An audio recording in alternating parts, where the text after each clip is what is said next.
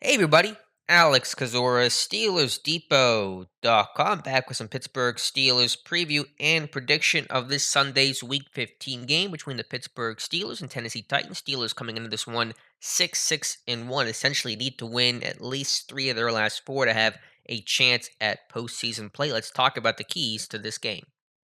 And I'll start with the Titans offense, and they are as traditional and old school comes. And even without Derrick Henry, their star player, their most valuable guy, their identity offensively has not changed really at all. Their effectiveness has changed a bit, obviously, when you go from Derrick Henry to their starter of Donta Foreman and the backup Dontrell Hilliard. Those guys are kind of their thunder and lightning attempt anyway. You're going to see a downgrade there, but overall, their commitment to trying to run the football has not changed. It's an old school offense that literally carries two fullbacks on its roster. So enough said when it comes to how old school they are. Their starting fullback may not play this week, so their backup may get more time. They're going to run six offensive linemen. They're going to run multiple tight end sets out there, especially with some of the injuries at wide receiver. AJ Brown's not playing in this game. Julio Jones is back, but has struggled to stay healthy this year.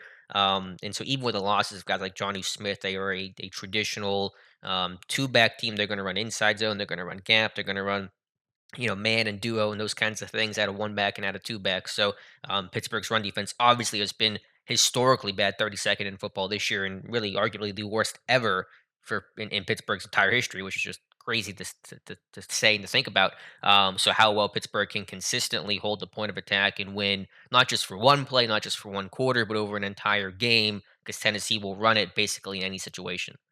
And like a lot of run heavy teams, the Titans pass game is really built off play action and taking some vertical shots whenever they get a run game going, or certainly the looks of run game. They'll go heavy, they'll put out multiple tight ends, two receiver sets, and then they'll take their shots downfield. One thing they do, and I'm sure they're going to watch the Minnesota tape and see how effective it was for the Vikings offense, was that Yankee concept, that two-man route of a post and an over route, basically crossing each other. Pittsburgh had a tough time defending Justin Jefferson, for example, on some of those Yankee concepts last week or last Thursday, I should say. And so, one kind of built off route that Tennessee uses from that is they'll kind of fake the Yankee where they won't cross. We'll have one guy start to cross and then kind of break down on a curl route. And so, what Pittsburgh likes to do is try to cut the crosser with the safety. And so I just wonder, with those different variables about how Tennessee kind of fakes and bluffs that Yankee concept a bit if they can get Pittsburgh's defense that way. But certainly, you don't want to allow the big play off of play action, and you got to stop the run. Two things that have been very questionable in terms of Pittsburgh's ability to stop that this year. Defensively for the Titans, they're just a very fundamentally sound group. It starts up front. They're a good run defense. They're top five in the NFL in run defense. They don't allow big plays. They allow the fewest big plays in football. They allow the fewest of 10 plus yards. They're tied for the best number of 20 plus yard runs. And it's just a lot of underrated, talented players up front. Jeffrey Simmons, Harold Landry, in the back end, Kevin Byard. Obviously, they're names, and people know those names, but I kind of liken Simmons to where Kim Haywood was at for a bulk of his career as a guy that people knew but didn't probably really appreciate as much as they should. And Simmons is playing great ball for them.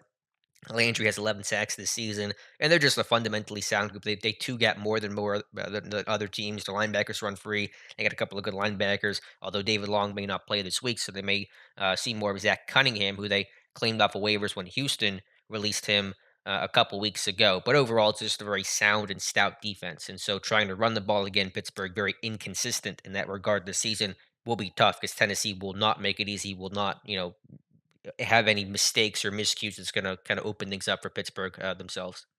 In the passing game, I would say the Titans' corners are probably the weak link for this team. They don't really have a marquee shutdown guy. Some injuries there to Janoris Jenkins, who now goes by Jackrabbit Jenkins, is his name. And so they have some younger guys out there that I think Deontay Johnson can win 1-on-1 if Claypool, has more consistency. He's capable of making those plays 1-on-1. The guy to watch for, of course, is number 31, Kevin Byard, one of the top safeties in football, consistent ball hawk, leads them in tackles with 69 and interceptions with 5 this season. Led the league in interceptions with 8 as a sophomore several seasons ago. So he's always one guy to watch out. But they'll move him around. He's not like Minka where he's playing primarily free safety. He will move all around. And so that's a guy you have to really watch and key in on every single snap. Titans don't blitz much, but when they do, they will bring some creative pressure, multiple DBs, and they stunt. Brian talked about that a lot on the podcast. There's a lot of stunting and looping to try to free up Harold Landry. That's a big reason why they signed Bud Dupree, because Dupree was going to go to a system that was similar to Pittsburgh schematically, philosophically, with a lot of stunts and twists and blitzes. And of course, Mike Vrabel has that. Older school was the Pittsburgh Steeler to start his career as well, so he kind of has that Blitzburgh blood in him, and you kind of get that hallmark of the Vrabel slash remnants of LeBeau and Ray Horton kind of stuff. Those guys not there obviously anymore. It's Vrabel's team, but you kind of get that Steelers light feel in terms of the schematic approach. Maybe even more Steelers light than where the Steelers are this year, because Pittsburgh's really has not felt like their typical Blitzburgh self. So overall in this one, my prediction, and listen, my predictions have been so wrong and so bad for like 3, 4 weeks running. So I think just take the opposite of what I say at this point. So this may come as good news for you guys. I got Tennessee winning this one 20-17. I think the scores will be kept down in this game because the defense is in this one overall better than the offense. The offense is not super explosive, especially Tennessee's and Pittsburgh's offense. I think Tennessee's defense is kind of a wash there. But I think just until Pittsburgh can show they can win the trenches consistently, they can stop the run, they can establish the ground game.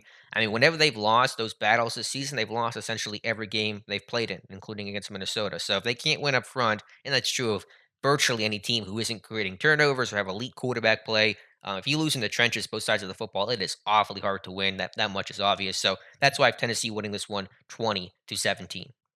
So let me know your thoughts in the comments below. Of course, we'll recap this one on Sunday and throughout the rest of the week. Let me know your score predictions. Will the Steelers win this game and kind of keep those faint playoff hopes alive, or will this loss almost put that nail in the coffin of their season? Appreciate you guys watching. Please like and subscribe if you guys have not done so already, and we'll talk to you soon.